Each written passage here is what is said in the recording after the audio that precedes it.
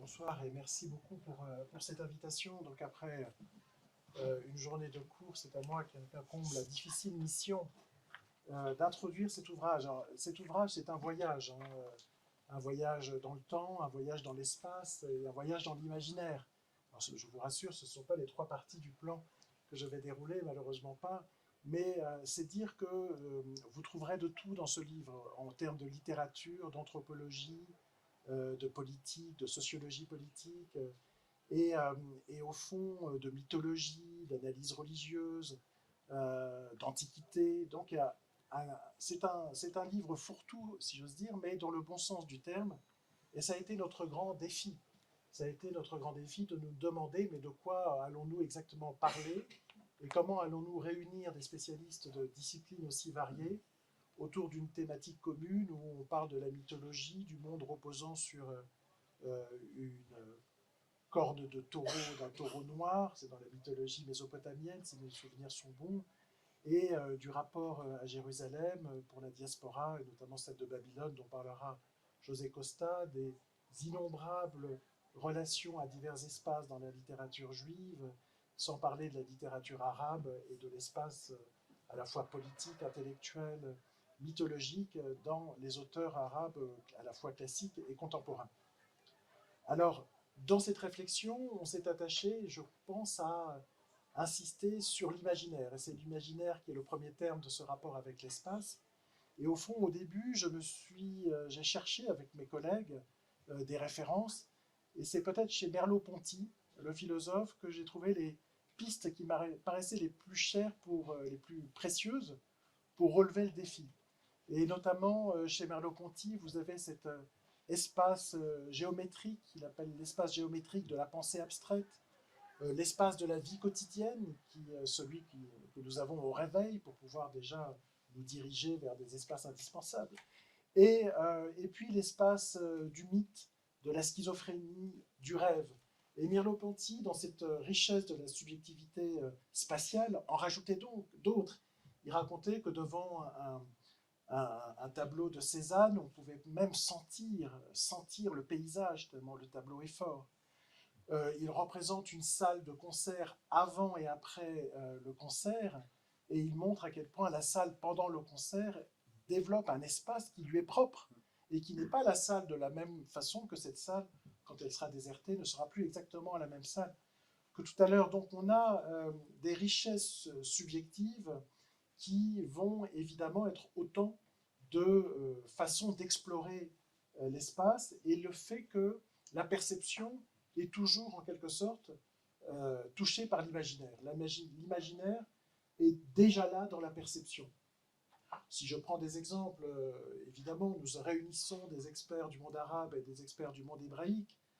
Les derniers événements et l'actualité chargée qui est la nôtre nous permet de voir aussi qu'il y a donc ce rapport à l'espace qu'on peut appeler le rapport naturel, dirait Merleau-Ponty, et un autre rapport fondé sur la mémoire, exploré davantage par Bergson, qui montre que la perception, c'est aussi le poids du passé, de la mémoire, et que l'événement est perçu différemment selon les mémoires des groupes, des collectivités et de leur sensibilité. Donc ces rapports entre l'espace, c'est à la fois une notion objective dans la perception et une notion fortement subjective dans le rapport à la mémoire et dans le rapport à l'imaginaire.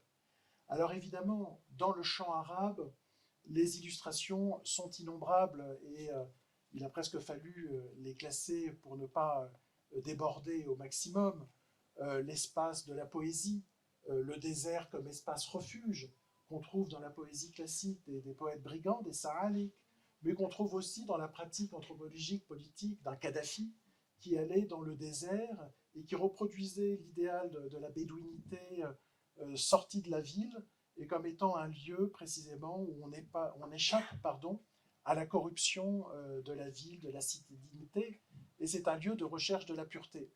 Mais c'est aussi un lieu qui est imprégné par l'histoire des tribus, qui s'associe au contrôle des points d'eau, qui s'associe à des anecdotes, si bien que l'espace est associé à des lieux, à des événements, à un passé, et donc à un imaginaire. Et que cette relation, elle est tellement forte dans ce rapport tribal à l'espace, il est aussi, je n'ai pas pu m'empêcher à certains autres moments de retrouver le travail anthropologique du père Antonin Jossen sur l'espace de la tente qui, quand vous êtes poursuivi par un groupe hostile, est l'espace de l'hospitalité. Et il y a presque une science de l'espace, à partir de quel moment on est protégé par une tribu, par le chef de la tribu, et le moment où on n'est pas encore protégé, où vous pouvez tuer celui qui cherche refuge et qui ne pourra même plus implorer en quelque sorte l'hospitalité recherchée par la tribu d'en face s'il n'a pas franchi un certain nombre de mètres, et tout ça est fait l'objet d'une science tout à fait exacte. Vous avez évidemment l'espace du sacré dans sa différence avec l'espace profane, l'espace où vous ne pouvez pas normalement être agressé, l'espace de la paix armée en quelque sorte, de la trêve.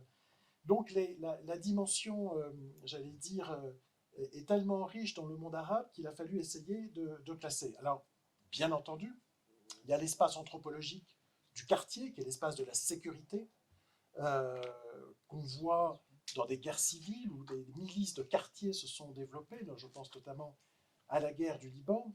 On a aussi des espaces idéologiques, des espaces de projection politique. C'est l'espace du nationalisme arabe au XXe siècle. Et souvent, cet espace idéologique est associé à un projet politique, à un projet de domination. Et plus il est, j'allais dire, plus il s'approche du projet de domination, moins il sera accepté par la population.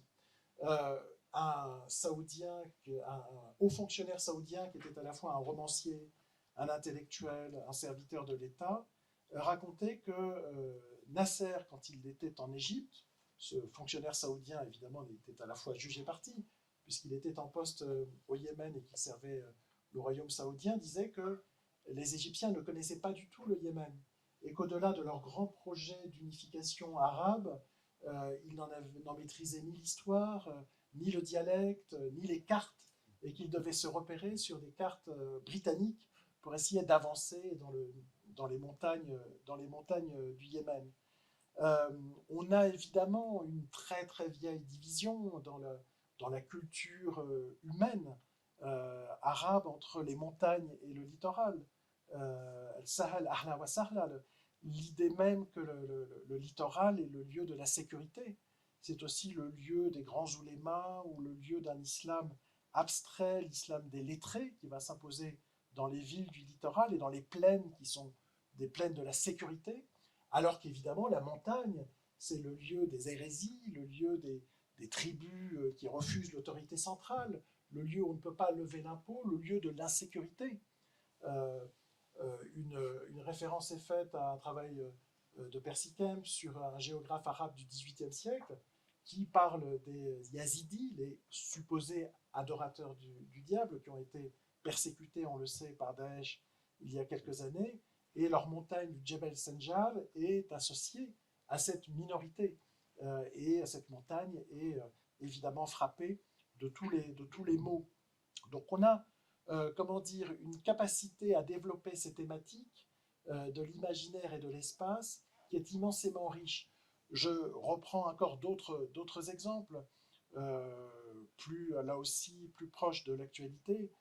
On a eu pendant la guerre du Liban, à titre personnel, j'ai longtemps vécu dans ce pays, l'espace des hôtels, qui était l'espace artificiel surprotégé par les États, et puis, qui est une distinction faite par Azem Sarié, et puis l'espace du marché, l'espace de la puanteur, l'espace du rapport hostile à l'étranger.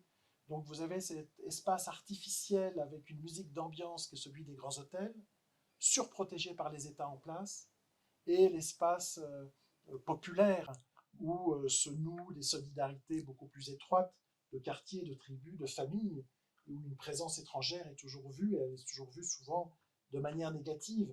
Et dans les guerres civiles, ce sont souvent les hôtels, et c'était la guerre des hôtels pendant le Liban en 75-76, qui a vu précisément cette destruction de l'espace surprotégé par les États. Dans la mythologie palestinienne, et notamment les camps palestiniens du Liban, qui ont été subis des agressions nombreuses par des milices chrétienne à certains moments, par des milices chiites à d'autres moments, par des bombardements parfois israéliens. Il y a la mythologie des tunnels. Et je me demande, pour éclairer l'actualité, si cette mythologie des tunnels n'a pas été transférée en quelque sorte par une autre organisation pour marquer une actualité beaucoup plus tragique, expliquant des stratégies militaires et une tentative d'action à l'intérieur. Et il me semble que ça peut être relié, en tous les cas on peut faire l'hypothèse, à l'expérience libanaise avec des noms de quartiers d'Al Za'atar, qui était le nom d'un camp dans la banlieue de Beyrouth. Donc je ne vais pas occuper la parole au-delà du nécessaire, simplement pour vous suggérer la richesse de l'ouvrage, des apports de gens tout à fait remarquables dans des domaines où je plaide moi-même mon ignorance, et notre grande difficulté, mais à la fois un défi que je crois pas mal relevé, d'avoir introduit un peu de sens dans toutes ces dimensions en quelque sorte, et de voir qu'il n'y a pas d'espace sans imaginaire, que cet imaginaire nous permet d'enrichir notre perception, et qu'à la fois les deux notions sont intrinsèquement liées pour la richesse précisément de notre propre existence et dans notre recherche de sens. Merci beaucoup Bernard. Je vais juste mettre mon chrono personnel pour ne pas me laisser aller. Comme disaient les ouvriers de Billancourt à Sarthe, camarade Sarthe, sois bref. Alors, je partais de mon expérience personnelle. Je suis agrégé de géographie. Pendant très longtemps en France, la géographie n'avait pas très bonne presse. Elle faisait plutôt pâle figure par rapport à sa grande rivale qu'est l'histoire. Je me souviens quand j'ai passé mon concours d'agrégation, nous étions dans une salle à Arcueil. Toute la salle était remplie d'agrégatifs d'histoire et nous on était dans un petit coin. Et là il y a eu un tournant dans les années 90 où les sciences humaines ont connu ce qu'on appelle souvent en anglais spatial turn, tournant spatial, c'est-à-dire un intérêt croissant pour l'espace et la discipline qui l'étudie, c'est-à-dire la géographie. Et je crois que c'est dans ce contexte plus général qu'il faut situer la publication de notre livre, qui est très largement le résultat d'un projet d'équipe et donc d'un effort collectif. L'approche géographique contribue tout particulièrement, me semble-t-il, à éclairer d'un jour nouveau le monde hébraïque et juif. C'est en effet une affirmation très répandue de dire que les juifs seraient indifférents à l'espace. En témoigne l'absence d'un État juif pendant une grande partie de leur histoire, et bien sûr l'importante dispersion géographique des juifs, sans parler du motif du juif errant, bien connu dans la culture chrétienne et européenne. Il a fallu attendre l'hébreu moderne pour voir surgir le mot ishtarshut, qui signifie enracinement. Donc ce qui pourrait sembler le résultat de contingences historiques, ça a été véritablement assumé par un certain nombre de penseurs juifs comme une véritable vocation. Je vais juste citer deux exemples. Abraham Heschel disait « Le judaïsme n'est pas une religion de l'espace, c'est une religion du temps ». L'un de ses arguments, c'est que la première chose qui est qualifiée de sainte dans la Bible, ça n'est pas une terre ou ça n'est pas un temple, c'est le Shabbat. Et notre grand Lévinas, grand philosophe juif Lévinas, une des grandes figures de la pensée juive contemporaine, oppose de manière très tranchée le paganisme au judaïsme. Le paganisme, c'est l'enracinement. Païen, ça veut dire paysan, c'est l'étymologie du terme. Et le judaïsme, c'est le monothéisme qui, par définition, est universel et donc n'est enraciné dans aucune terre. On pourrait se dire, la géographie et les juifs, ça ne va pas très bien ensemble. Et pourtant, à l'époque biblique, les Hébreux étaient bel et bien des paysans et des éleveurs enracinés dans les hautes terres du territoire de Canaan, comme le montrent tous ces villages qui ont été retrouvés par des archéologues en terre d'Israël. La frontière est quelque chose de très important dans le monde biblique. Elle est souvent marquée par la présence de stèles ou de puits, et le non-respect des frontières est un délit très grave, même si on paye également un tribut un voisin plus puissant pour éviter de se faire envahir. Ça, c'est assez amusant. Dans l'histoire, comme dans l'imaginaire, il y a un territoire qui joue un rôle essentiel, bien sûr, dans les mondes juifs et hébraïques, celui que la Bible appelle déjà Eretz Israël. L'expression est déjà biblique, même si elle est peu fréquente dans la Bible. Une expression qui a été reprise de manière systématique par les rabbins, qui désignent toujours ce territoire par les mots Eretz Israël, et c'est également l'expression qui est la règle aujourd'hui dans l'État hébreu israélien. Alors déjà à l'époque biblique, ce territoire est à la fois un carrefour stratégique et aussi une étendue spatiale à géométrie très variable, c'est bon qu'on puisse dire, entre le grand Israël que les textes bibliques attribuent au roi David et Salomon et le minuscule territoire de Juda gouverné par le grand prêtre de l'époque perse. C'est vraiment l'accordéon. Hein. Le sionisme a été avant tout un projet géographique. Les Juifs étaient prêts à échanger beaucoup d'histoire contre un peu de géographie. Restait à déterminer les frontières du territoire à revendiquer, ce qui n'était pas simple, ce qui reste toujours complexe. La terre d'Israël des rabbins étant en effet plus un lieu symbolique qu'une étendue géographique avec des limites claires. Alors vous connaissez tous, je pense, c'est une histoire connue, les guerres successives et les modifications territoriales significatives qu'a connues l'État d'Israël, qui est toujours marqué aujourd'hui par une stabilisation spatiale précaire et des frontières qui restent à définir avec la Syrie, avec la Palestine et dans une moindre mesure avec le Liban. Alors les rabbins antiques, dont je suis, c'est ma spécialité, je travaille, je fais de la recherche sur les rabbins de l'Antiquité, étaient très loin d'être indifférents à l'espace, contrairement à leur réputation. Comme l'avait déjà compris au XIXe siècle Adolphe Neubauer, auteur d'une monumentale géographie du Talmud, un ouvrage que Paul Fenton caractérisait d'indépassable. Alors depuis, de nombreux travaux se sont multipliés sur la géographie des rabbins, les plus récents étant probablement ceux de l'israélien Eyal ben Eliaou. C'est des ouvrages récents sur les rabbins antiques et leur rapport à la géographie. Alors de manière plus générale, vous le savez, l'expérience juive de l'espace est structurée autour de deux grands pôles, Israël, diaspora, c'est toujours un binôme qui reste pertinent aujourd'hui, 50-50, peut-être aujourd'hui une légère supériorité numérique d'Israël. Je n'ai pas les derniers chiffres, mais à mon avis, ça tend dans cette direction. Donc, cette bipartition qui organise l'expérience juive de l'espace, elle joue un rôle essentiel chez les rabbins. Et on peut dire que chez eux, il y a, alors quand je dis les rabbins, c'est vraiment les rabbins de l'Antiquité jusqu'à aujourd'hui, hein, je brasse très large, on peut dire qu'il y a chez eux deux conceptions du rapport des Juifs à l'espace. Une conception qu'on pourrait qualifier de sioniste et une conception que l'on appelle souvent diasporique, mais je pense qu'il faudrait plutôt l'appeler diasporiste. Diasporique et diasporiste, c'est pas la même chose. On peut être en diaspora et faire l'apologie de la terre d'Israël, on peut être en terre d'Israël et faire l'apologie de la diaspora. C'est complexe. Alors pour illustrer cette distinction entre ces deux conceptions, la conception sioniste et la conception diasporiste, on peut prendre l'exemple au Moyen-Âge de deux grandes figures rabbiniques, Maïmonide et Nachmanide, Maïmonide au XIIe, Nachmanide au XIIIe. Nachmanide est profondément sioniste. Pour lui, vivre en terre d'Israël, ce n'est pas une option, c'est une obligation de la Torah, un commandement.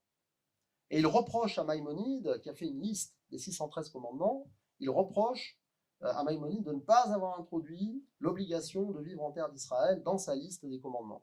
Donc on a vraiment deux sensibilités très différentes, une plutôt sioniste, Nachmanide, une plutôt diasporiste, Maïmonide. Ne les confondez pas, hein, ça se termine par id, mais c'est pas la même chose.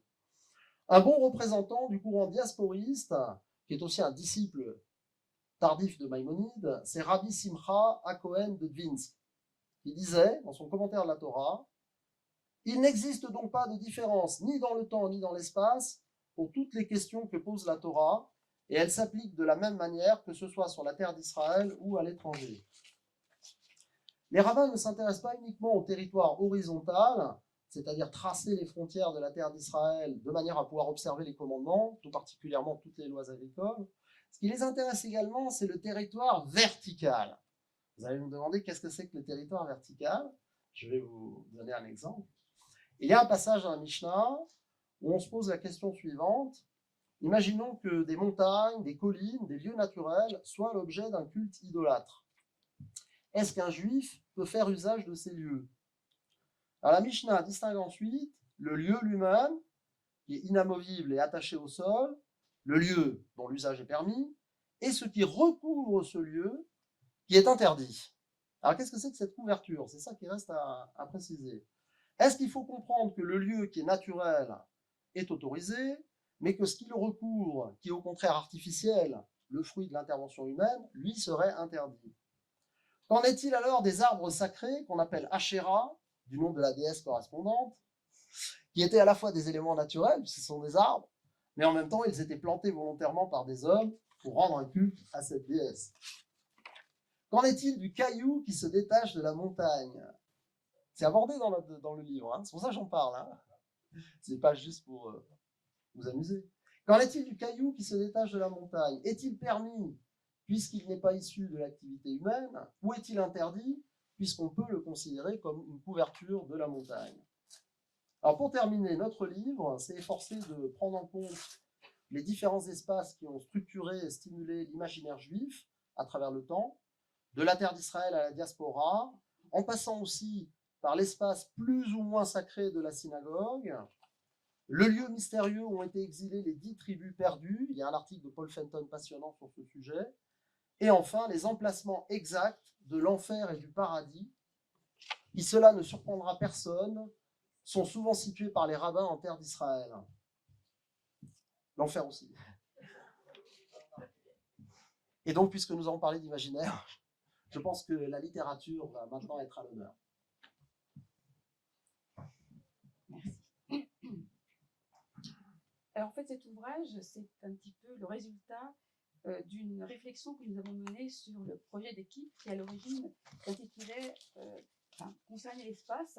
C'était à l'époque des révolutions arabes, et donc après 2011, on s'était rendu compte évidemment que ces fameuses révolutions avaient transformé le rapport des habitants des différents pays dans lesquels ces révolutions avaient lieu à l'espace, et que, par exemple, ils avaient instauré dans certains pays, je pense à l'Égypte, la place, un carrefour, la place Tahrir, la place de Libération, comme espace de contestation. Donc, à la fois, donc, les révolutions avaient permis donc, une transformation de l'espace, mais on s'était rendu compte que par la suite, cet espace lui-même avait transformé ces mêmes habitants, puisque le fait de se retrouver ensemble dans un espace alors qu'ils n'avaient pas l'habitude de s'y retrouver, avait eu une certaine, comment dirais-je, un certain impact sur eux. Et donc l'idée, c'était donc qu'on avait travaillé sur espace transformé et espace transformant. Donc l'homme transforme l'espace, mais l'espace transforme à son tour l'homme. Et s'agissant de la littérature, il s'agissait de voir de quelle façon la littérature pouvait, en particulier donc les espaces imaginés dans cette littérature, que ces espaces soient des espaces référentiels, c'est-à-dire que ce soit des espaces qui existent dans le monde réel, qui font référence à des espaces qui existent dans le monde réel, ou bien des espaces qui sont complètement fictionnels, qui sont totalement imaginés. Donc, une littérature qui rend compte à la fois d'une expérience individuelle, singulière, existentielle des espaces, mais qui rend compte également aussi de l'imaginaire spatial d'une société, d'une époque. Alors, s'agissant du monde arabe, c'était de voir comment, pour moi personnellement, concernant la littérature arabe, c'était de voir comment est-ce que la littérature arabe avait pu saisir, justement, la façon dont les individus avaient vécu la transformation des espaces, je pense déjà à l'époque contemporaine, puisque, on va dire, au XXe siècle, il y a la naissance des États territoriaux. Donc, le Moyen-Orient en particulier donc, est divisé en États, et cette division va complètement transformer le rapport des individus à ce même espace, et donc il s'agissait de voir comment la littérature pouvait en rendre compte. Alors, donc, c'était ça le point de départ, mais nous avons voulu aussi voir ça plutôt sur le temps long. Et dans cet ouvrage, il y a une contribution très intéressante d'un universitaire tunisien, Mabrouk El-Mannaï, à propos de ce qu'on appelle les poètes brigands. Ce sont des poètes qui, en fait, ont décidé de quitter la tribu pour aller vivre dans le désert, parce qu'ils considèrent que cette tribu, finalement, ne représente plus du tout les valeurs des origines. Et donc, ils vont fonder une nouvelle communauté, en quelque sorte, dans ce désert, avec la faune et avec la flore. Et donc, avec l'apparition de l'islam, évidemment, le territoire va être complètement transformé et ces poètes brigands ne vont plus pouvoir vivre comme ils le faisaient par le passé, de razzia en particulier, et pouvoir se mouvoir librement dans cet espace.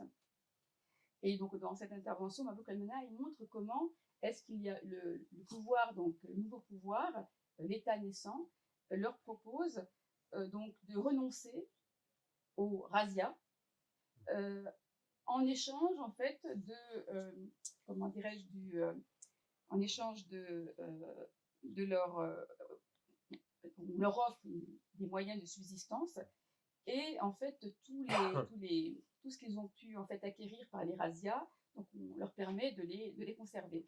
Mais pour certains d'entre eux, évidemment, cette nouvelle situation n'est pas du tout acceptable et donc ils vont se rebeller, ils vont être emprisonnés. Et on a toute la littérature, toute la poésie de ces poètes brigands après la naissance de l'islam montre comment l'expérience carcérale, qui va donner naissance à la poésie, la poésie carcérale, el hafsiyat, transforme justement leur rapport à ce espace. Et donc cette poésie va, comment dirais-je, dès lors que les poètes sont enfermés dans un espace extrêmement réduit, eh bien l'espace de leur poésie va être un espace totalement illimité. Et alors qu'à l'époque anté-islamique, avant l'arrivée de l'islam, évidemment, ce désert était habité par une faune sauvage, par des loups en particulier, il devient habité par des oiseaux, en tous les cas, qui symbolisent un petit peu la liberté et qui vont traduire, en fait, comme dans un miroir inversé, la nouvelle situation dans laquelle donc ces poètes vivent. Donc ça, c'était pour la période anté-islamique. Pour la période plus contemporaine, la littérature aussi, les pays arabes étant des pays dans lesquels, on va dire, des pays autoritaires, la littérature a servi aussi d'espace de liberté permettant l'expression d'un point de vue sur la situation que les populations peuvent vivre. Et s'agissant de la péninsule arabique, par exemple, la naissance des États territoriaux va avoir pour conséquence, évidemment, de détruire un petit peu le tissu social. Si on prend le cas, par exemple, de l'Arabie saoudite, comment dirais-je, la manne pétrolière va conduire à la construction d'un État donc moderne qui passe par la destruction en particulier de l'espace naturel dans lequel pouvaient vivre certaines tribus semi-sédentarisées. Donc des oasis vont être détruites parce qu'il faut comment dirais-je, pour l'exploitation du pétrole. Et donc on a dans l'ouvrage l'œuvre en particulier d'un auteur de père saoudien et de mère irakienne, qui va donc proposer un récit allégorique de la transformation de la péninsule arabique en un État moderne. Et alors, ce qui est intéressant, c'est que cet auteur n'a jamais en fait vécu en Arabie Saoudite. Il est né donc à Amman, mais il a été bercé toute son enfance par les récits de son père, donc de la vie qui pouvait, les récits qu'on lui a rapportés, parce que quand il est né, son père est décédé peu après, donc de cette vie dans la péninsule arabique, donc à l'époque où il n'y avait pas du tout, si vous voulez, de frontières, et où les gens pouvaient se déplacer de façon tout à fait libre. Et donc, la littérature va montrer comment est-ce que ces espaces naturels et le tissu social donc, a été complètement détruit par on va dire par la transformation de ces territoires en États territoriaux. Alors, on a aussi dans cette, comment dirais-je, dans l'ouvrage, une contribution intéressante sur la ville de Beyrouth, en particulier l'ouvrage, le roman de la Biarjab, Berytus, une ville souterraine, où en fait cet écrivain montre à travers son roman donc l'existence sous la Beyrouth reconstruite après la guerre d'une Beyrouth antique, et qui représente dans le roman une sorte de refoulé, puisque la reconstruction de la ville de Beyrouth après la guerre avait pour fonction en quelque sorte d'essayer d'effacer complètement les traces de cette guerre et comment dirais-je, donc de l'effacer pour ne pas du tout donc en parler. Et donc on a un personnage qui un jour tombe donc dans un souterrain et découvre cette ville souterraine qui est en fait le miroir inversé de la nouvelle vie de Beyrouth. Donc on a Beyrouth au-dessus. La Beyrouth est une ville une ville d'abondance, une ville où la nature est luxuriante, alors que la Beyrouth qui se trouve juste en dessous est une Beyrouth minérale dans laquelle il n'y a absolument les gens ont très peu de moyens pour vivre, l'air est irrespirable, l'eau est saumâtre. Et donc, et c'est l'intervention d'Elisabeth Vauthier donc, pour cette contribution, la littérature montre justement comment est-ce que l'existence en fait d'un refoulé. Et puis, s'agissant toujours de l'espace, on a parlé du cas évidemment de la Palestine par exemple. Il y a la littérature, alors s'agissant donc la littérature palestinienne, alors je parle des premiers grands auteurs de littérature palestinienne, vont utiliser en quelque sorte le roman en particulier pour donner, je dirais, leur vision en fait de l'histoire. Je pense en particulier de la Nakba, donc l'expulsion des Palestiniens lors de la création de l'État d'Israël. Nous avons donc un auteur, Hassan Kanafani, qui va donner la parole en fait, en quelque sorte, aux réfugiés, puisque les Palestiniens à l'époque se trouvent face à deux versions de l'histoire, la version des pays arabes, des autres pays arabes, c'est-à-dire la version de la Syrie, la version de l'Égypte et de la Jordanie, et la version évidemment de l'État d'Israël. Donc le roman, aussi la littérature, permet donc l'expression d'un rapport, on va dire, à l'espace d'une population, la population palestinienne en particulier, donc, et pour Hassan Kanafani, des réfugiés. Donc, je vais passer la parole à Michel. Ok, c'est bon, j'ai ce qu'il faut, j'ai ce qu'il faut.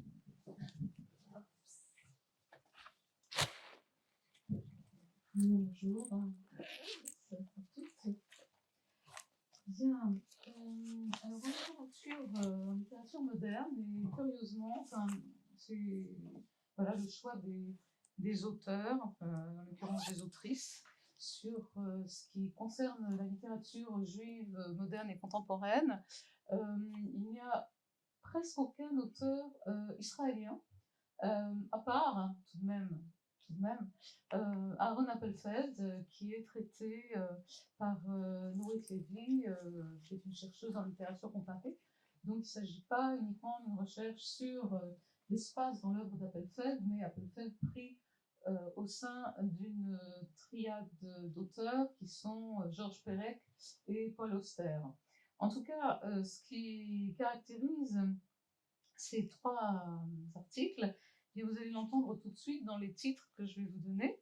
L'imaginaire biblique dans la littérature yiddish moderne, de la réincarnation à la subversion. Espace géographique et symbolique du judaïsme polonais. Et enfin, les espaces imaginaires de l'indicible, à savoir de la littérature de la Shoah. Vous aurez bien sûr remarqué sans peine que le mot imaginaire ici apparaît à chaque fois. Et que également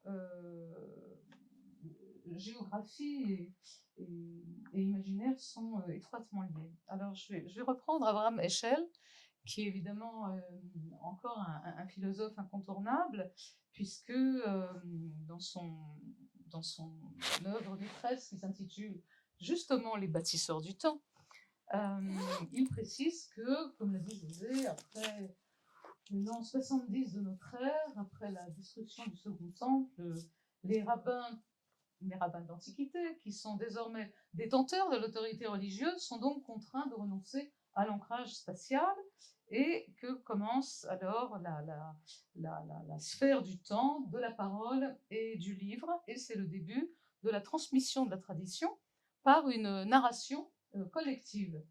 Et au fil des diasporas successives va donc naître une littérature profane, mais toujours à base de Bible, si je puis dire. D'abord dans l'Espagne musulmane, à l'Andalous, où la poésie hébraïque s'inspire complètement des thèmes et de la scansion de la poésie arabe, mais est composée dans un hébreu biblique ultra classique. Et cette poésie, qui est consacrée donc à l'amour, au vin, au jardin, à l'éloge, trouve son espace à l'intérieur de la langue biblique, c'est la langue comme espace, utilisée comme lieu de création littéraire. Et à peu près à la même époque, en Europe du Nord, sur les rives du Rhin et de la Moselle, va naître une langue juive, le judéo-allemand, qui deviendra le yiddish. Les langues juives, c'est toujours la langue co-territoriale, avec à peu près 20% d'ajouts en hébreu et en araméen, qui constituent évidemment l'ordinaire de la vie juive du matin au soir et de la naissance à la mort. Donc voilà ce judéo-allemand, et cette judéo-langue se développe rapidement dans une littérature également profane, même dès le Moyen-Âge. On a des récits de chevalerie, dont, petite publicité clandestine, l'un des chefs-d'œuvre, Vienne et Paris, vient d'être traduit en français par mon collègue de l'INALCO, Arnaud Bicard, et je vous le conseille. Le livre est écrit dans un yiddish, dans la rime ottava rima italienne, et Arnaud Bicard l'a traduit intégralement en alexandrin. Voilà, je vous le conseille, c'est aux éditions de l'Antilope. Donc, une littérature qui se développe dans l'ère ashkénaze européenne, c'est-à-dire Pologne, Pays-Bas, Empire russe et pays de l'Europe centrale, puis va émigrer, cette même littérature yiddish, vers les États-Unis en même temps que quelques 2 millions de juifs entre 1880 et 1914. Les espaces dépeints dans cette littérature relèvent simultanément d'une réalité commune à tout lecteur de yiddish et d'une, je cite, traduction métaphorique de la mouvance des frontières de soi par les auteurs Fleur Kuhn-Kennedy et Cécile Rousselet, donc dans leur article Les espaces géographiques et symboliques du judaïsme polonais. Le shtetl, la bourgade juive, y est représenté à la fois comme un lieu réel et comme un espace symbolique de toute la vie juive ashkénaze, ce qui est un peu resté de façon un peu folklorisée jusqu'à ce jour. Il fonctionne en tant qu'espace de vie juive, en tant qu'imaginaire collectif. Et dans le même temps, les limites des lieux de vie juive étant extrêmement mouvants, vous l'aurez compris, les auteurs les représentent comme autant d'espaces de l'entre-deux. Et quand je dis entre-deux, on pourrait presque dire entre-trois, entre-quatre. Le narrateur lui-même, dans la littérature, on va dire moderne, qui naît située dans le dernier tiers du XIXe siècle, littérature yiddish moderne, le narrateur n'est jamais directement l'auteur, mais il donne la parole à une persona, c'est-à-dire un masque en latin, un passeur, qui, toujours selon la tradition, transmet le récit et se trouve dans un espace intermédiaire entre fiction et réalité, ce qui permet au lieu réel et au lieu symbolique de se rejoindre. Donc l'espace biblique, toujours lui, constitue un véritable fil rouge et permet également de constituer un espace fictif qui devient réalité sous les coups de boutoir de l'histoire juive. Ainsi, les nombreuses allusions de l'exil mentionnées dans la Bible, du Pentateuque au livre des psaumes, en passant par les livres des prophètes, s'insèrent dans cet espace fictif et réel du récit littéraire dans un entre-deux, un décalage par rapport au texte source et à la réalité vécue par les personnages.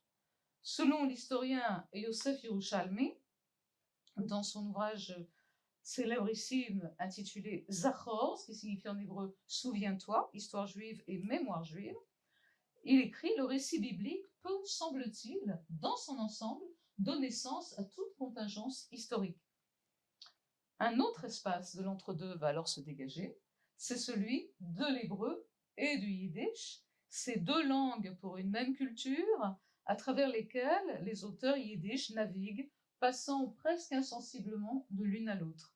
C'est précisément la langue biblique comme langue de rencontre entre elle-même et sa sœur jumelle, ça c'est pas de moi, c'est de Dov Sadan, grand chercheur israélien, sa sœur jumelle, ce yiddish avec qui elle est en compagnonnage depuis près de 1000 ans et qui est utilisé par les écrivains yiddish, première génération de cette modernité.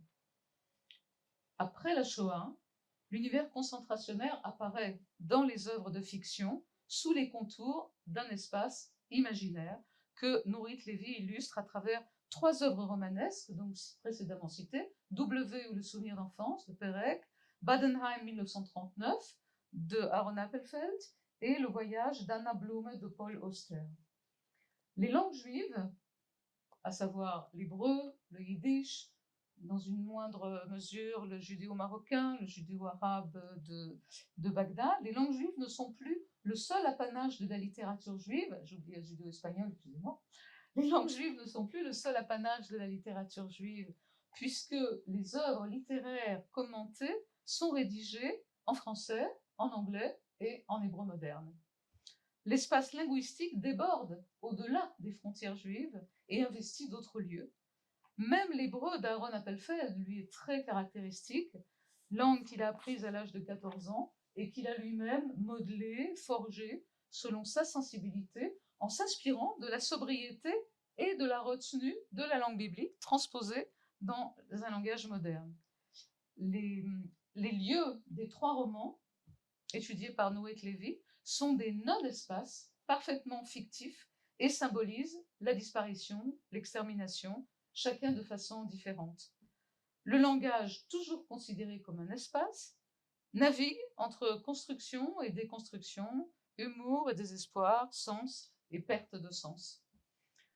Donc, ces littératures juives de l'époque moderne, qu'elles soient écrites en langue juive ou non, aujourd'hui on n'écrit plus guère en yiddish, s'insèrent le plus souvent dans cet entre-deux spatio-temporel dans lequel la tradition juive joue le rôle du passeur entre hier et aujourd'hui, fidèle en cela à la racine hébraïque, même samresh, MSR si vous voulez, qui signifie passer, transmettre, d'où est dérivé le terme masoret, c'est-à-dire ce que l'on fait passer, c'est-à-dire la tradition. Je pense que ça va. Encore une minute. Non, mais voilà. Voilà, on lira avec délice le tout premier chapitre de cet ouvrage que l'on doit à Maria Gorea, notre collègue de Paris 3, Paris 8, Paris 8, Paris 3, sur les limites antiques, justement, les démarcations, les délimitations et frontières dans la Bible hébraïque, qu'elle étudie par le menu, et elle nous offre vraiment tous les synonymes, et Dieu sait s'il y en a, avec des précisions extrêmement intéressantes sur chacun des sens des mots, limites, frontières, etc. La parole est à la salle, je pense. On a fini notre présentation. Je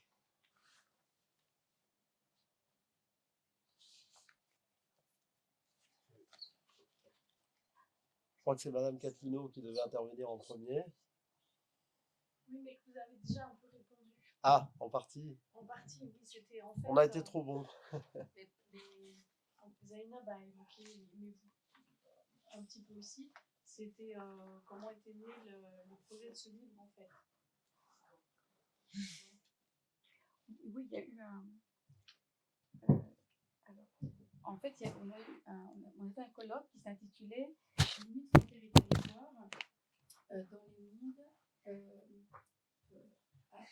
et territoires dans les mondes. Arabe et hébraïque. Comme ça, déjà à l'époque. Méditerranéen, je crois, Probablement. et entre réel et imaginaire.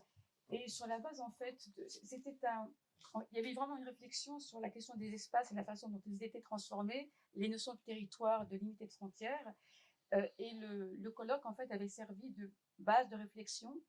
Et l'ouvrage, en fait, a été enrichi par d'autres contributions à partir du moment où, en fait, s'est dégagé de ce colloque quelques idées directrices.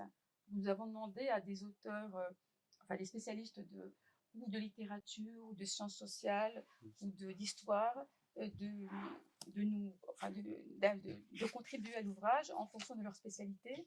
Donc, on a aussi, alors j'en avais pas parlé pour la partie arabe aussi, une spécialiste du théâtre qui a fait une contribution très intéressante sur le théâtre syrien, c'est-à-dire sur le théâtre syrien qui finalement, les auteurs ayant quitté la Syrie en raison de la révolution et donc du conflit, se sont installés en fait en Allemagne, et en Allemagne, à Berlin en particulier, Berlin est devenue une sorte de capitale du théâtre syrien. Donc, nous avons souhaité demander à plusieurs auteurs, donc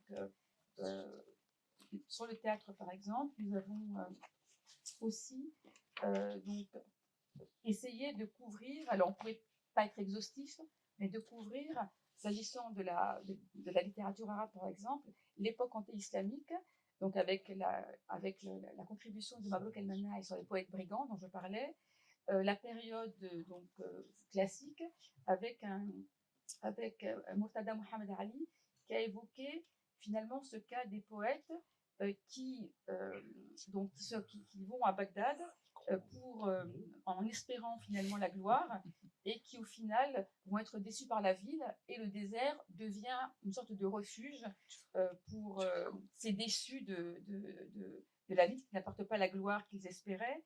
On a aussi essayé de couvrir de l'époque, je dirais anté-islamique, jusqu'à l'époque contemporaine, avec quelques interventions. En sciences sociales, Bernard a essayé de compléter aussi.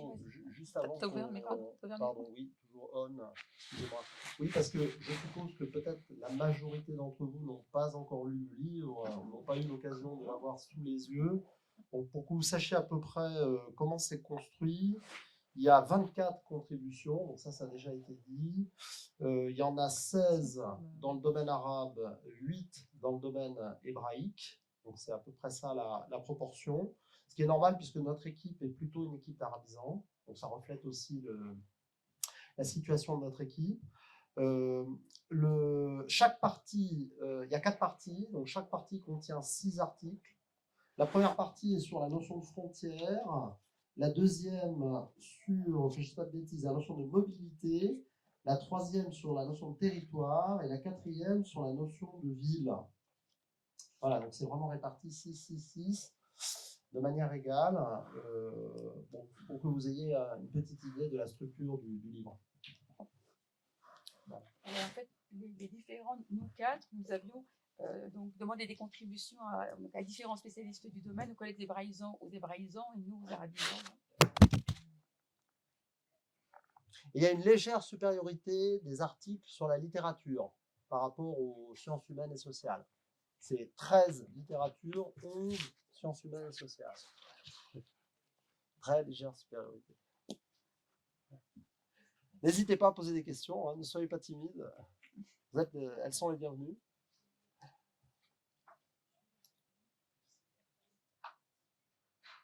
Si vous n'avez pas lu le livre, vous pouvez quand même poser des questions sur le sujet du livre, ou les différents sujets que nous avons abordés dans les 4 interventions. Oui, allez-y. Parlez bien fort, hein, qu'on vous entende.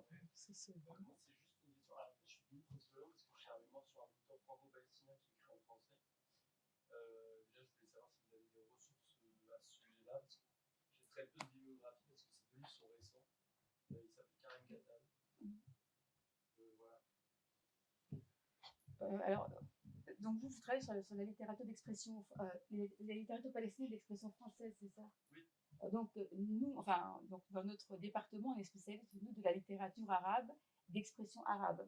Alors moi, je ne suis pas spécialiste de la littérature palestinienne, je pourrais vous donner des noms d'auteurs palestiniens qui nous permettraient justement de faire un parallèle avec cet auteur-là, donc je pourrais vous les donner après si vous souhaitez. Je peux poser une question? J'ai une question à José. Oui. Quand tu parles de Nachmani, donc, qui a vécu au XIIIe siècle, comme d'un auteur, un philosophe sioniste, bon, moi, je comprends, mais ça peut paraître un tout petit peu anachronique. Peut-être préciser qu'il y a eu de tout temps cette aspiration à rejoindre la terre d'Israël, mais je ne sais pas si le mot sioniste, qui est quand même spécifiquement lié à un mouvement politique bien précis, qui évidemment est ancré à la fin du 19e siècle, etc., si c'est le terme qui convient. Enfin, c'est pas une attaque, hein, c'est juste. Une question légitime. En fait, la distinction entre une conception sioniste de l'espace et une conception diasporiste, diasporique, ça n'est pas de moi, c'est un chercheur américain contemporain, talmudiste, qui s'appelle Daniel Boyarin, qui a beaucoup mis ça en avant dans ses travaux. C'est évidemment quelque chose d'assez original, enfin c'est pas des choses qu'on trouve d'où ta réaction, hein. Tu as une réaction tout à fait naturelle, et je trouve en tout cas que cette distinction est assez intéressante justement pour comprendre l'histoire de la pensée juive, de son rapport à l'espace sur la longue durée. Justement, c'est ça l'intérêt, c'est-à-dire, c'est pas uniquement de comprendre le sionisme politique tardif, contemporain, dans l'émergence des nationalismes à l'époque, donc c'est la grande période des nationalismes, donc un nationalisme juif a aussi émergé dans ce contexte.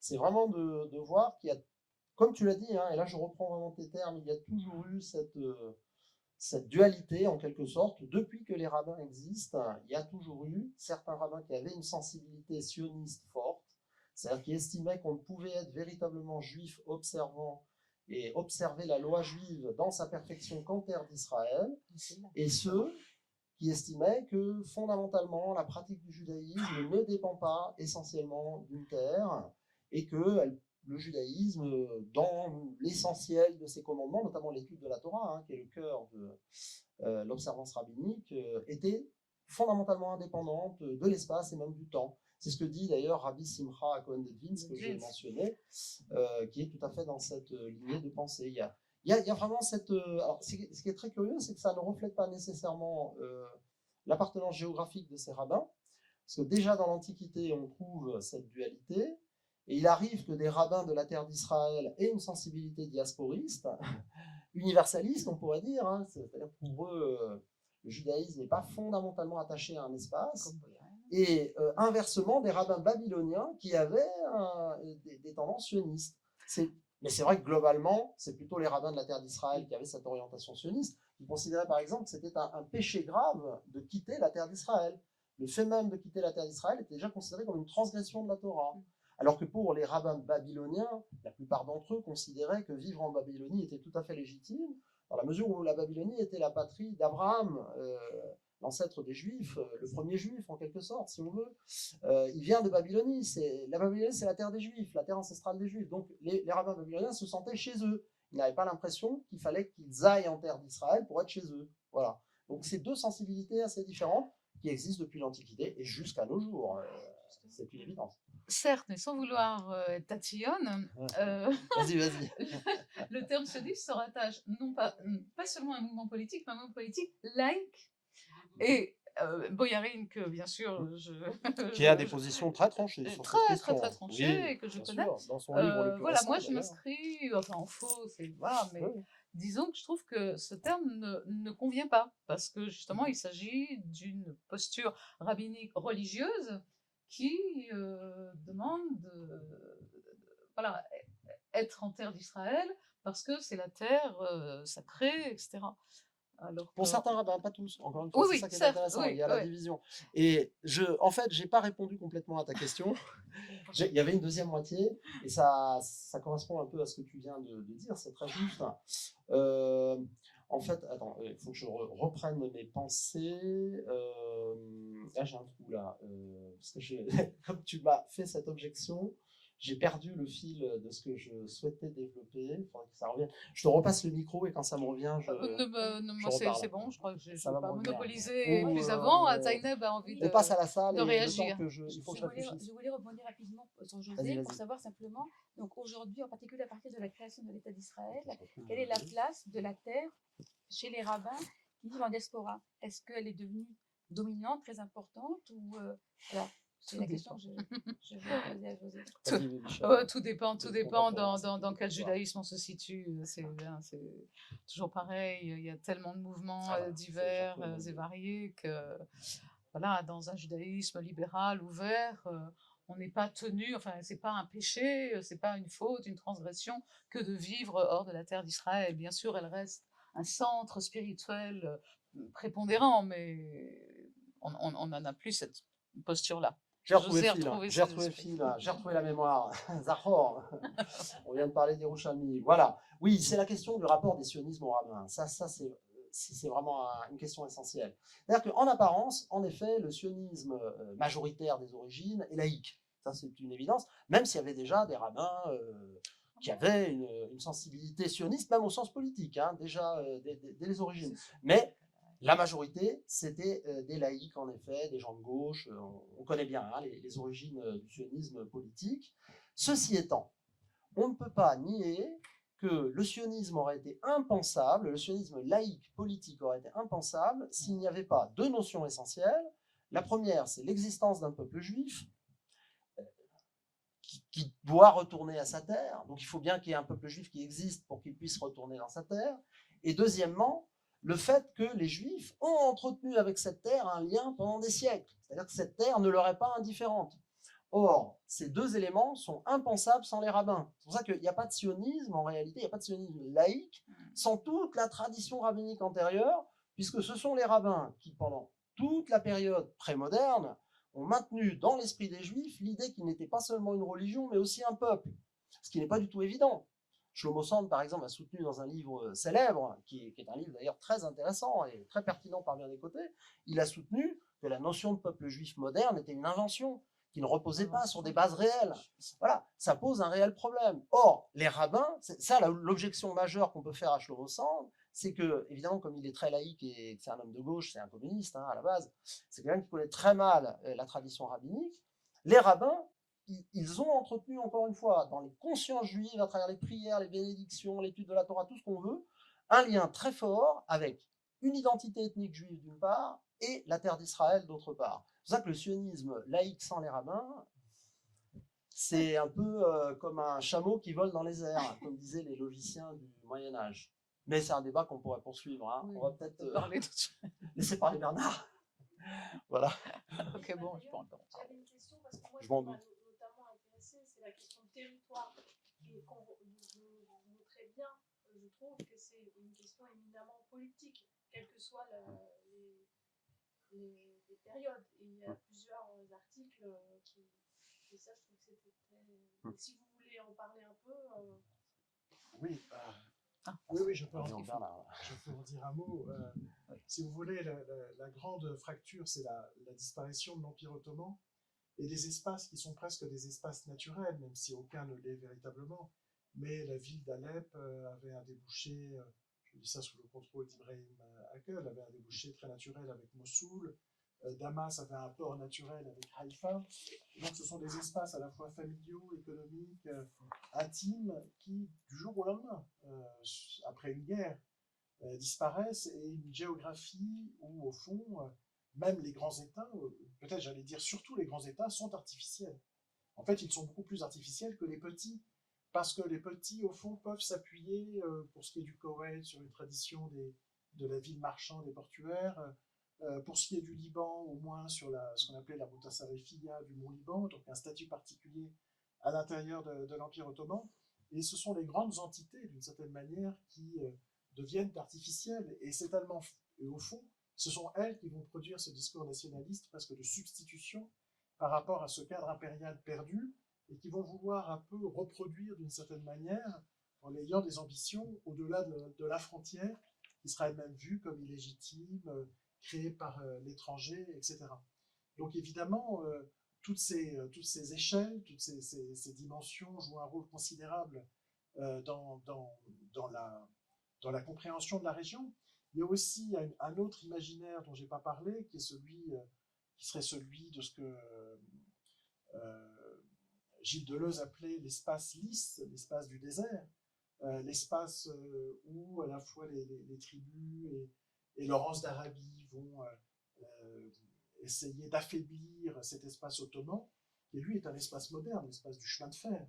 Le chemin de fer, la route de chemin de fer qui va aller de Damas jusqu'à Médine et qui va aller même au-delà jusqu'à la Mecque, est une voie, ce que Deleuze appellerait une voie striée, une voie de contrôle qui a pour fonction de ramener cet espace du Hedjaz sous le contrôle d'Istanbul. et celui qui va essayer de détruire cet espace du chemin de fer et de cet espace trié, au nom de l'espace lisse, c'est Laurence d'Arabie, évidemment, qui va, lui, comparer le désert à une mer dans les 7 piliers de la sagesse, et détruire, évidemment, ces voies du contrôle d'un pouvoir central sur une région périphérique. Donc, vous voyez, toutes ces, j'allais dire, ces espaces sont à la fois un autre espace qui va se constituer presque au même moment, c'est l'espace wahhabite, l'espace de la prédication religieuse, et qui est mené au nom de l'expansion de l'islam, conformément à une nouvelle conception du religieux, et qui va en même temps engranger des territoires pour fonder le nouveau royaume d'Arabie Saoudite, avec ensuite une politique qui va consister à détruire en quelque sorte, ou en tous les cas occulter la profondeur des espaces régionaux qui vont être renommés par des appellations géographiques tout à fait neutres, comme si ce nouveau pouvoir issu du Nejd devait écraser en quelque sorte les identités régionales.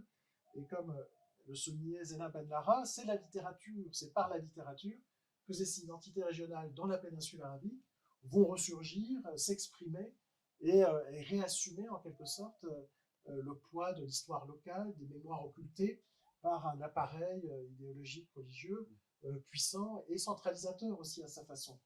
Donc, encore une fois, la richesse en littérature, en anthropologie, en sciences politiques est considérable. Et il y a des choses à la fois beaucoup de subtilité et des choses très simples. C'est le poids des capitales, y compris dans des États territoriaux qui ne sont pas nécessairement des États-nations. Il y en a assez peu au Moyen-Orient, pour tout dire. Et l'exemple, il y a un article très réussi sur le mouvement houthiste. Le mouvement houthiste au Yémen, qui se réclame d'Abdelmalek al-Houthi, dont on parle aujourd'hui beaucoup, puisqu'il contrôle à peu près 20% du commerce mondial, eh bien, réussit à s'imposer parce qu'ils prennent la capitale, Sanaa. Et quand ils prennent la capitale, ils vont renommer les mosquées, ils vont renommer les quartiers, ils vont redéfinir une géographie militante, comme s'il fallait marquer l'espace pour marquer la légitimité, et prendre la capitale pour avoir le pouvoir. Et tant qu'ils ont la capitale, ils vont garder le pouvoir. Donc il y a ce rapport au capital qui est très important aussi dans les guerres civiles arabes qui ont eu lieu. Rappelons pendant Septembre Noir les affrontements entre les Palestiniens d'un côté et les troupes du roi Hussein de Jordanie de l'autre. C'est à partir du moment où Hussein de Jordanie a garanti le contrôle de la capitale qu'il a gagné la guerre. Et c'est pas un hasard si la capitale, symbole de l'État, est coupée en deux pendant les guerres civiles libanaises, témoin d'un État incapable, impuissant, qui ne parvient plus à contrôler une capitale. Donc ces rapports à l'espace en termes d'anthropologie politique sont absolument passionnants et structurants pour penser le réel. Les révolutions arabes, ça en est encore une illustration. Il y a ce qu'un informaticien, un spécialiste plutôt d'Internet, Boris Baud, appelle la synchorisation, c'est-à-dire la capacité à créer un espace commun à travers le numérique, et qui est au fond l'une des dimensions des révolutions arabes. Comment des groupes et des individus ont pu se coordonner sans se connaître en fixant leurs revendications dans un point qui est devenu en quelque sorte pas seulement le marqueur, je cherche le mot en littérature, quand un élément définit le tout, c'est une métonymie, et qui devient la métonymie des révolutions arabes, la place Tahrir. Mais la grande difficulté, c'est qu'il y a incapacité, après avoir transformé un espace local en impérateur de pouvoir, l'incapacité de relayer cette dynamique sur le plan institutionnel, par des syndicats, par des partis politiques, par de nouvelles élites, et à transformer en quelque sorte une dynamique populaire en dynamique politique, ce que ces mouvements révolutionnaires n'ont pas pu faire. Et puis il y a évidemment tout le poids de ces villes. Vous savez, je relisais un vieux texte de Jacques Berck sur Raqqa, qui sera la capitale de l'organisation État islamique, et qui est juste à la fin de l'Empire ottoman, déclarée ville libre, ville symbole du nationalisme arabe en 1921-1922.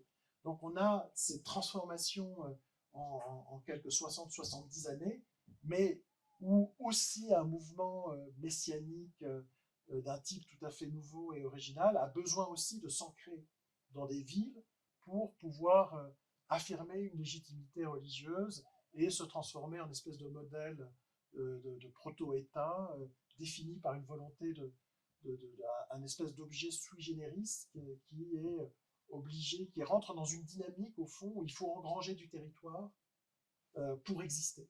Et le slogan, c'était Tatabaddad. Il faut Bakiyan wa Tatabaddad. La condition de notre existence, c'est notre extension. Donc on a, encore une fois, tous ces rapports de l'imaginaire et de l'espace qui sont tellement riches que d'une certaine façon, nous n'avons su, avec cet ouvrage, mais pouvions-nous faire davantage, entrouvert la porte d'un domaine de recherche tout à fait fascinant.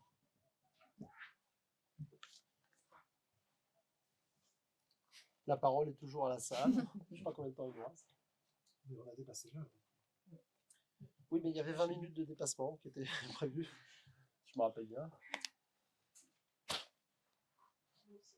S'il n'y a plus de questions. Non, mais profitez-en. On a encore au moins 8 minutes. Au Au moins une question. moins une question. 8 minutes, ça va. Juste quelque chose. Vous Ah, voilà. avez mentionné dans votre intervention, vous avez Oui. mentionné une racine donc, de l'hébreu qui est MSR. Oui, Et ça donne donc la notion de traverser, de transmission, oui, de faire passer à quelqu'un. Oui. Oui, ça me fait réfléchir aussi le nom de Mesre de Égypte. parce que Ouais, l'Égypte, Ah oui, mais ça, c'est une autre racine aussi. Ouais. Ah oui, parce que c'est la racine d'étroitesse. Enfin, je ne sais pas si en arabe c'est la même chose, mais en hébreu, c'est Mitzrayim, donc Mitzrayim. c'est pas une racine arabe, à vrai dire. On ne trouve pas d'autres mots qui viennent de Oh, cette- mais il y a beaucoup de racines hébraïques qui viennent directement de l'arabe. Hein. Là, il y a eu des emprunts clairs et nets. Mais en l'occurrence, en ce qui concerne l'Égypte, Mitzrayim en hébreu ou bien Misraim, c'est ça, c'est étroit. C'est l'idée d'étroitesse et d'oppression. En fait, ça existe aussi en acadien. Ah bah oui, notre Parce que mère à tous. l'acadien, à la base, c'est l'acadien. Et c'était dans l'article de Maria Gorea, elle en parle. Elle dit qu'en fait, il y a un terme acadien. Attendez, je reprends le bouquin parce que je n'arrive pas à retrouver la. C'était intéressant ce qu'elle disait là-dessus. Ah oui, Mutsuru et Mitsuru désignent Voilà. en acadien à la fois la frontière La frontière politique d'un État, c'est ça. la borne qui la marque et le territoire qu'elle délimite. Et le verbe acadien Musuru signifie tracer une frontière, Voilà. indépendamment du nom donné en acadien Ouais. à l'Égypte, Mosri. D'accord. Donc, faudrait, au-delà de l'hébreu et de il y a l'arabe, un faudrait paragraphe revenir à intéressant l'acadien. là-dedans, page 60. Il y a des choses à creuser là, visiblement, par rapport à notre sujet. Très spatial. Ouais. Comme la question était brève, on peut en faire encore une. Ça va, hein. Qui était intéressant, ouais. Oui, Madame Gabaye. Je vous demandais ce que vous pensiez des promenades des rabbins entre Oui. Babylonie et Oui, les oui. terres d'Israël, et de l'imaginaire qui les accompagne. Alors, Ces promenades de ces allées. en fait, il y a un livre qui est très très Je sais pas complet. s'il est allumé. Non, peut-être pas, non, tu as raison. Là-dessus. Voilà. Oui, vaste sujet hein, que vous évoquez, Madame Gabaye, et qui fait partie de notre livre, hein, puisque nous avons une partie sur la mobilité, sur les voyages, les déplacements. Alors, il y a un livre sur ce sujet qui est sorti il y a quelques années en anglais, de Catherine Escher, une chercheuse anglaise d'origine allemande, qui a écrit un livre sur les voyages des rabbins, qui a vraiment compilé tous les textes qui abordent ce sujet. Pour elle, la mobilité est un facteur fondamental pour le fonctionnement du judaïsme rabbinique antique. Parce qu'elle conçoit le judaïsme rabbinique comme un réseau avec des nœuds. Donc, ce n'est pas du tout un système centralisé et hiérarchique. Et donc, ça marche avec des contacts informels de proximité entre rabbins. Et les rabbins les plus influents sont ceux qui bougent le plus. C'est ceux qui sont les plus mobiles. Donc, la mobilité, c'est véritablement vital pour le fonctionnement du réseau rabbinique. Voilà, c'est ce qu'elle nous explique, grosso modo, dans ce livre. Et elle dit que les rabbins, un peu comme les évêques ou les philosophes, voyagent pour diverses raisons. Ça peut être des raisons privées, ça peut être des raisons commerciales hein, pour leur métier, puisque la plupart de ces rabbins travaillent et gagnent leur vie de diverses manières. Ça peut être aussi pour rencontrer d'autres rabbins. Donc là, c'est vraiment le fonctionnement du réseau rabbinique lui-même. On a un certain nombre de voyages qui sont décrits dans les textes. Certains ont l'air assez réalistes, d'autres sont complètement fantaisistes, comme les fameux voyages de Rabba Barbar Hana, un Amora babylonien qui est un peu l'équivalent du baron de Munchausen chez les rabbins antiques. La comparaison a souvent été faite par nos collègues d'outre-Rhin, enfin nos collègues allemands ou autrichiens, qui ont écrit sur le sujet. Voilà, donc grosso modo, il y a déjà un livre. Moi, je vous invite à vous y reporter. Vous aviez formulé la question, vous pouvez me rappeler exactement, c'était... Oui, par rapport à l'imaginaire, alors là, ce qui est clair, c'est qu'entre Palestine et Babylonie, ça circule. C'est-à-dire les rabbins, entre ces deux grands centres d'enseignement, parce que les rabbins antiques, grosso modo, sont majoritairement concentrés soit en Palestine et plutôt dans la partie nord, la Galilée, soit en Babylonie. C'est les deux grands centres. Hein. Et entre les deux, ça circule. Ils font tous la même chose. Ils étudient la Mishnah. Ils commentent un texte qui s'appelle la Mishnah. C'est une tâche commune, en quelque sorte, qui les unit. Et des traditions circulent d'un centre à l'autre du fait qu'il y a des rabbins voyageurs qui sont mentionnés dans les textes. Alors, je dirais que la présence de la Palestine, de la terre d'Israël, chez les rabbins babyloniens est peut-être plus forte que l'inverse.